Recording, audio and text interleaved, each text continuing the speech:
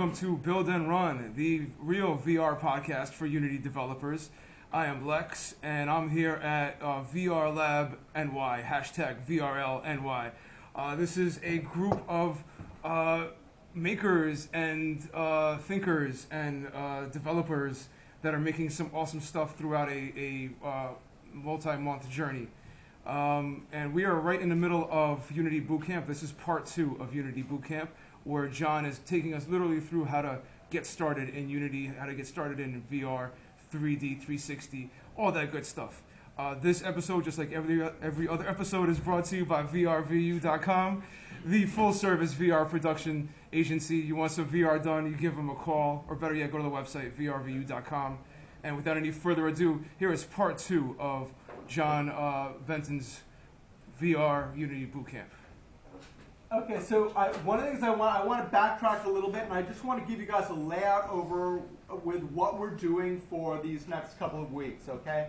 So what we're going to do, because just to get all the learning together, even after the boot camp, okay, what we're going to do is we're going to do main presentations for like an hour or an hour and a half, something like that. Every week. It's going to be on 360 video, it'll be on photogrammetry, it'll be on any number of topics. And a lot of you guys are going to be presenting things, okay? Then we're also going to have smaller little, almost ad-lib presentations of like, oh, hey, I figured out a cool way to do this and that, okay? Because this stuff changes so rapidly, and we're lucky because a lot of the developers here are like on the cutting edge. So it's like, oh my God, Google Tango just released this new thing, So we're gonna make room for things like that. But then the second part of the lab is going to be workshops where you divide up into groups. You don't have to work on a project with a lot of other people. You can work on a solo project. But my guess is that we're all going to be working on a couple of different projects together. Okay, so feel free to find your own way in that. And don't be precious with it. Like, have fun. So precious. Don't be precious. So, the first 3 weeks are going to be a little bit of Unity Bootcamp to kind of get everybody up to speed with that. And this is, you're going to be sent this assignment, or this schedule. Week 4, we're gonna go back more into cinematic VR, and we're gonna have presentations on how to film, how to stitch. One of the most interesting things about cinematic 360-degree video is that it's redefining cinematic vocabulary, right? So Sascha Unsfeld, if I'm pronouncing it correctly, from Oculus Studios, has a great kind of rap about this, where he talks about, you can't cut. You can't, how do you do, there's no, reverse shot. How do you kind of lay out these new tools? So it's really, that I find really, really interesting. So we'll talk about things like that, and then we'll talk about, how to actually make the video, how to stitch things together. And then we'll go into more interaction devices. Like, one of the things with VR right now that's a little awkward is it's hard to interact, right? So whether you're going to use like a little click cursor in the center of your screen, like Google Cardboard, or whether you're going to use leap motion hand sensors, or whether you're going to use an Xbox controller, okay? Or, we're very lucky because we get to work for the second part of the 13-week lab. We're going to actually be at Magnet, the NYU Game Center. Ken Perlin is doing amazing work with the HTC Vives. So has anybody experienced his HoloJam? Okay, it's hilariously fun because you're walking around and you're interacting not just with things and wands and painting in 3D space, but you're actually seeing other people as well. So you get to interact socially. One of the really interesting things about AR and VR is when you start to realize it's not just a solitary experience, but it can be networked. So you can experience other people in this space.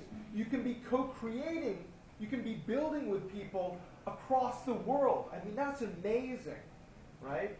So it's a very exciting space. So we're going to be working with things like that. We're going to talk about different kinds of motion capture, different kinds of rigging, how to take 3D rigs. You know, Lauren has done some really great work with being able to rig photogrammetry. So you have a 3D photographic person, and all of a sudden they're rigged. With Adobe just bought Mixamo, which is, for those of you who don't know, Mixamo is a motion capture little studio that plugs directly into Unity. So you can get tons of animations of people firing guns, but you can also get like idle, walk, jump animations. So we're entering a really interesting time with, just like, you know, there being a preponderance of stock footage, there's now a preponderance of motion capture out there as well. So all these different libraries right now are free, right? People don't know how to kind of, the financial mechanisms for these things are really haven't been formed right now with Adobe and Mixamo. Other than it probably what will happen is it's a subscription model. And then we'll go into photogrammetry, and then we're going to really start building stuff. So I just wanted to give you like a kind of heads up about what's coming and what we're thinking. If you guys have any ideas, this is a think tank. Okay, it's one of the reasons, again, it's inexpensive, is because we want you to pitch in. So this is a think tank. So really, come to us, come to the mentors, and use us to kind of brainstorm ideas. Like, it's at the point where things don't perfectly fit together, where the greatest stuff happens. And that's at the point we're at with VR right now. It doesn't exactly fit together, and that's where, like, we can really start making great things. So, that's my spiel about that. Now, let's go into Unity. So if you're on your laptop, open Unity. And my notes from the class will also be posted. So I'm following an outline, even if you don't see it on screen. So when you first open Unity, it will go to a project screen. And you might not have any projects. So you'll get a blank new project, something like this. So I'm going to create a new project with you from scratch. Unity, like Lex mentioned before, is when you download it, it's going to say, what do you want to download? Do you want to download Unity? Do you want to download the iOS build? Do you want to download Android? Do you want to download Tinzin? Do you want to download Apple TV or tvOS? Which is really interesting too. If you start to think about the fact that you can make now in Unity, you can build for tvOS, right? That's kind of an interesting experience, because what you create now, people are going to be interacting with haptically in their living rooms. So it's a very interesting time. So after you download Unity and you open up a new project, you're going to go through the same thing. It's going to say you want to create a new project, but what assets do you want in? So by default, Unity is super stealth. It's going to be very simple. It's just going to be a blank Unity project. You're going to want to import different packages. So there's a system of Unity works with, again, it's like a bare bones framework. It works with different kinds of asset packages. A lot of these you can download from the Unity store. A lot of these the community shares with each other. You can download online. But Unity also by default comes with basic packages. If you don't need a ton of stuff, don't load it up with don't load every build up with everything, because it'll be big build, especially if you're going to mobile, or if you want to work in a timely manner, you don't want to load up your project, right? So if you're not doing 2D, don't click the 2D button. I would click the camera button. We're going to work with the characters. I'm not going to worry about cross-platform or effects. I will work with environment. Now, you guys probably have a few assets in here. I actually have a whole ton of stuff just based on other different projects. So when you create your own library, you get to actually have like all these different assets. Some of them are models, some of them are scripts. There are tons of different ways of, tons of different plugins that you can do with Unity. So, but I'm going to keep it really stealth for right now.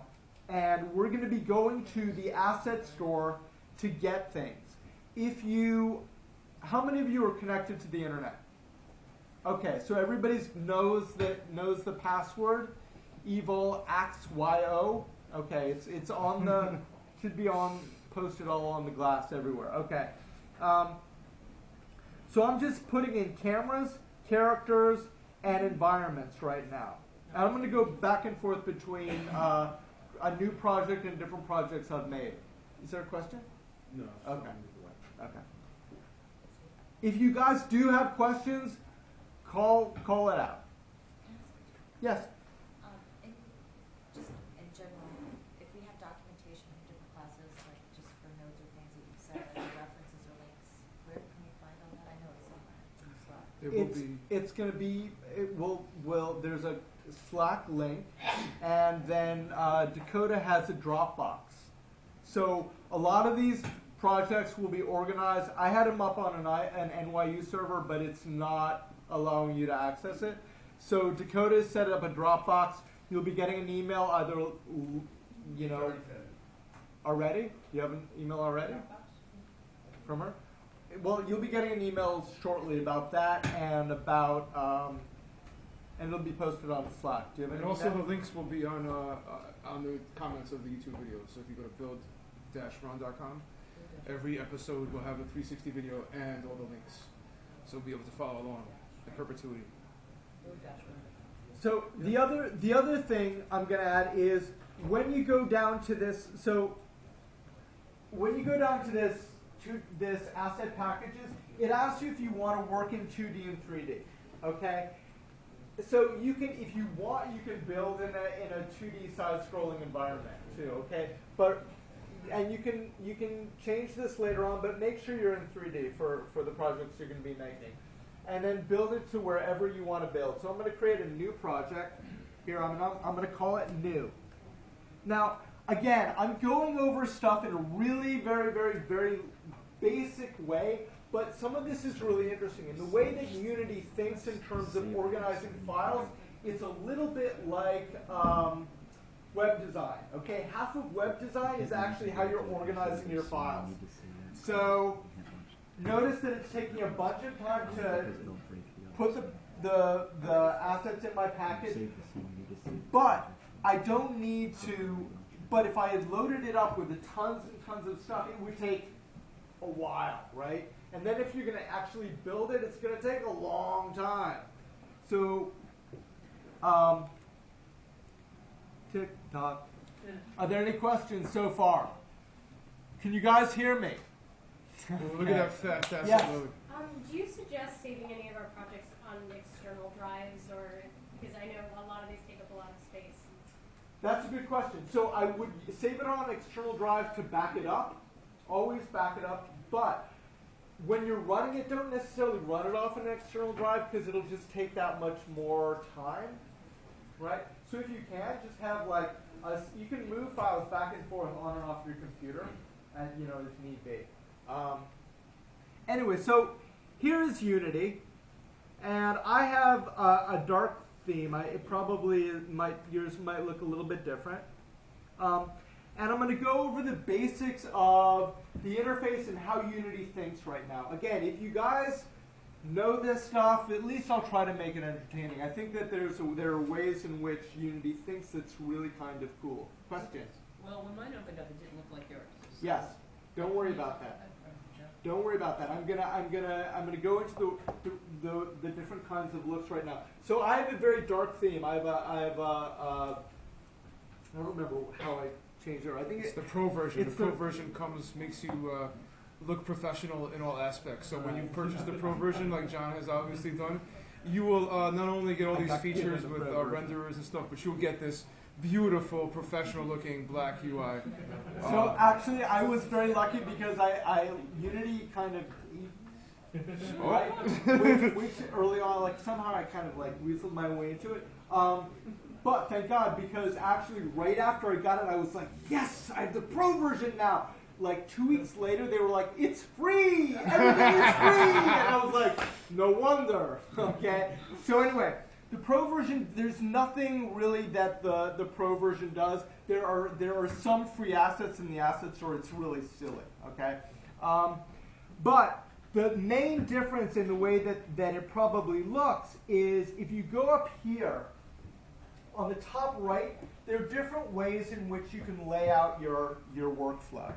Okay, so there's 2x3, which I have. There's the wide version, you know, and these are all different kinds of ways of organizing the same information. For our purposes right now, I'm going to go into 2x3.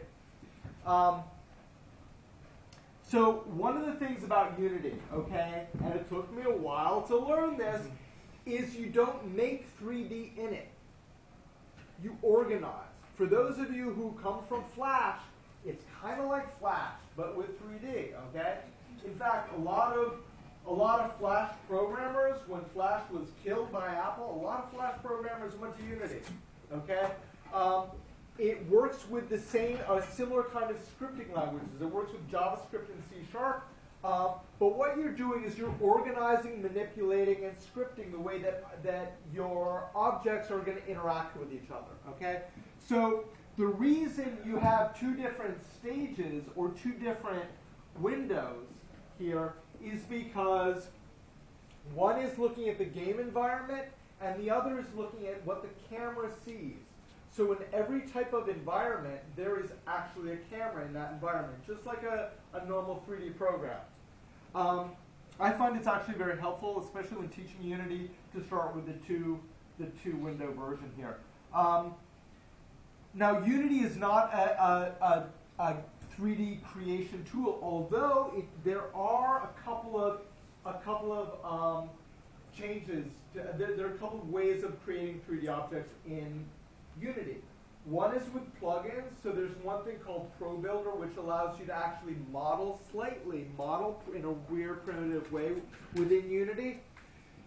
When I talk about Autodesk Stingray, one of the interesting things about that is that you can basically model in a kind of universe that's self-contained as a 3D game engine.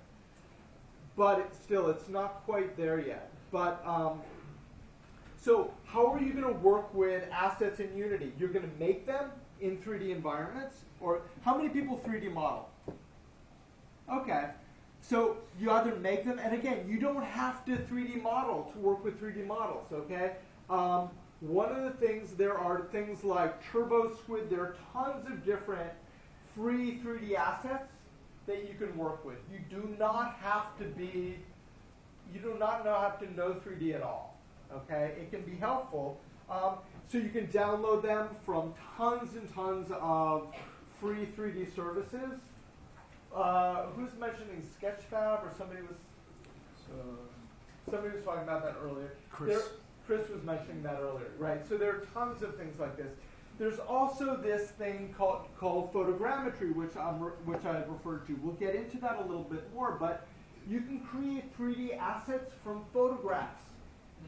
And they look beautiful, okay? A lot of these are free, so Autodesk has one called 123D Catch. How many people have worked with 123D Catch?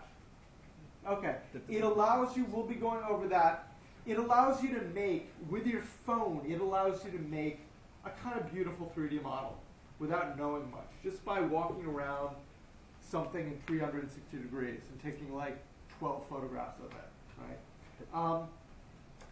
And then there are more advanced,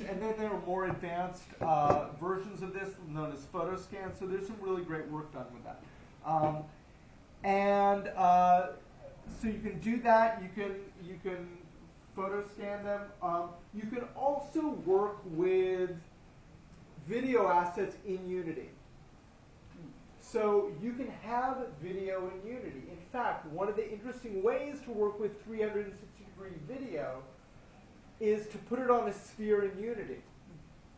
So you can combine 360 video with 3D objects. Now, I haven't done that. Lauren's done that a little bit, right? Yeah. So we'll have Lauren be speaking more about that. It has its own obstacles, but it gets really interesting. But you can have video on a flat plane in 3D, and it will appear. There are a lot of different hacks to actually get video or get photographs animating with alpha channels to appear as video in your environment, right? So even though a lot of the tech is not necessarily there are really interesting ways to hack into it. So, and that's what I think a lot of us are trying to do right now. So again, Unity is not a 3D creation tool, but what you're doing is you're creating your environment with different kinds of 3D assets in this environment. So here is my scene space. 3 minutes. 3 minutes? Mm-hmm. Okay. So just a very fast overview. Here is my, let me create one object here so you can see it. I'll go over what I'm doing a little in a moment. I'm going to create a plane.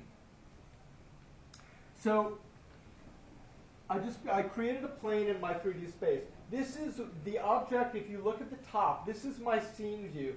This is where I get to look and move things around. My plane has a gizmo on it, which is showing me I can move it in the X, Y, or Z direction, okay? Just like any 3D modeling program, I will notice that I have an X, Y, and Z coordinates here, and they are red, green, and blue accordingly. So that is allowing me to manipulate my object. Now, this window below is what my camera is seeing. You can see the little camera gizmo by default is in here too. You're going to be working with moving your camera around. Now, as we talk, so now I'm moving the camera. Now, as we talk, one of the interesting things is that we're creating, this is I'm giving a Unity overview, but I'm giving it specifically for Unity for VR. So what that means is we're going to be working with creating an environment right now, and there are many different ways in which to kind of do it. You can import models, but today we're going to actually be creating a terrain, an environment to walk through. But then there are a whole slew of different forms of interaction that you can build into Unity too. And hopefully, toward the end of this 13 weeks, we'll cover more scripting as well. So the top view is my scene view. The bottom view is my game view. This is what my camera sees. The hierarchy here is what is inside my world. The project folder here is basically your web folder. It's everything at your disposal in your folder. Not everything is in every scene. And then, like any other program, anything you click on in any one of these views, its attributes are going to come up in the inspector. Bless you. Its attributes will come up in the inspector, and you can manipulate them here as well. Okay? So the way that most programs work, ever since Photoshop, is you've got your main canvas, you've got your tools, and then you've got your inspector, which are the properties of those tools. Same thing here. Here is my canvas, here are my tools, and here is the inspector. Simple? All right. Good? Yes, that's perfect. We'll cut this. This has been episode part 2 of NYU ITP VR Lab NY. We're getting ready for part 3 where we get really into the nitty-gritty, where we really start deving. Awesome. Thank you for watching. This has been Build and Run, the real VR podcast for Unity developers.